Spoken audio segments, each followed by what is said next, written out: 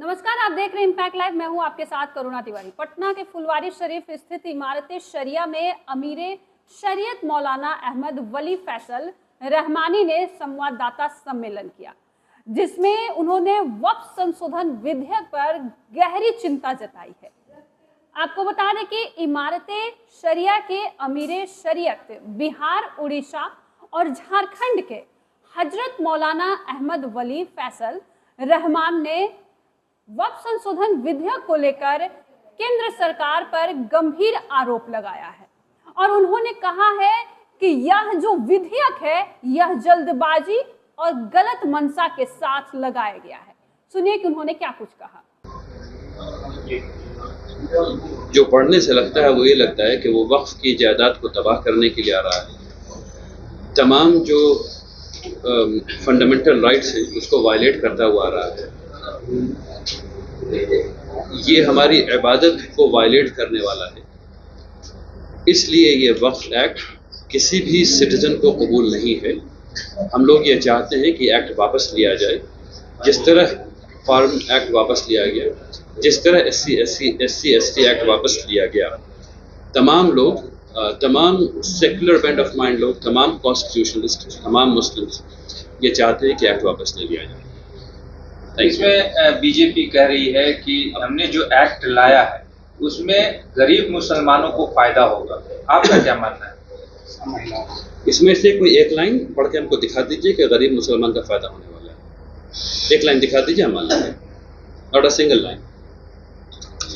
ये क्या जिस तरह का फ्लोर पे पार्लियामेंट में जिस तरह की बातें मुसलमान, इस्लाम, इवन कुरान तक को जिस तरह से जलील करने का काम किया, नहीं लगता कि इस चीज के ऊपर में इस तरह की अमन पसंद हिंदू भाईचारा है, उनको इस चीज का अवेयरनेस के लिए सबसे पहला पहल करना चाहिए मुस्लिम तंजीमों की तरफ से? नहीं, इसमें जो सेक्युलर बेंट ऑफ माइंड के लोग हैं, जो कॉन्स्टिट्यूशनलिस्ट हैं, जो धार्मिक लोग हैं, लेकिन उनको पता है कि दूसरे धर्म को बुरा नहीं कहते हैं। जैसे इस्लाम में कुरान में एक आयत है कि तुम दूसरे के खुदा को बुरा नहीं कह सकते। इसलिए आप किसी मुसलमान से, चाहे वो कितना भी जाहिल हो, कभी नहीं सुनेंगे कि वो राम जी को या कि कृष्ण जी को या किसी को भी बुरा कहता है। कभी नहीं कह सकता, क्योंकि कुरान में स्पेसिफिक इंजंक्शन, नहीं पहले मेरी बात को कम, स्पेसिफिक इंजंक्शन। मैं ऐसा समझता हूँ कि हिंदू धर्म में भी ऐसी बात है। तो हिंदू धर्म के लोगों को आना चाहिए बड़ी तादाद में और कहना चाहिए कि enough is enough, enough is enough, done. सबको पीसफुली रहना है, भाईचारे के साथ रहना है, ठीक है ना? तो सब लोग कहेंगे तो ठीक हो जाएगा। अब हो गया।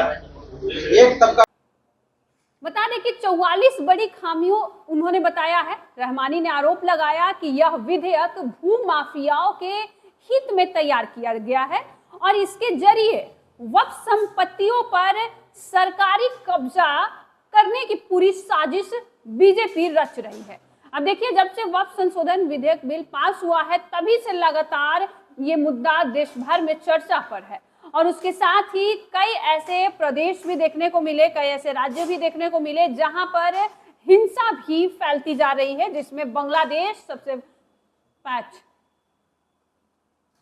जिसमें बंगाल सबसे आगे है। आपको बता दें कि ये जब विधेयक पेश किया जा रहा था सदन में, उस वक्त चंद्रबाबू नायडू और उनके साथ बिहार से जेडीयू पार्टी द्वारा इसका समर्थन दिया गया। उसके बाद ये विधेयक पूरे देश भर में लागू किया गया और ये कानून अब लग चुकी है, जहां पर बंगाल फिलहाल जलते हुए नजर आ रहा है।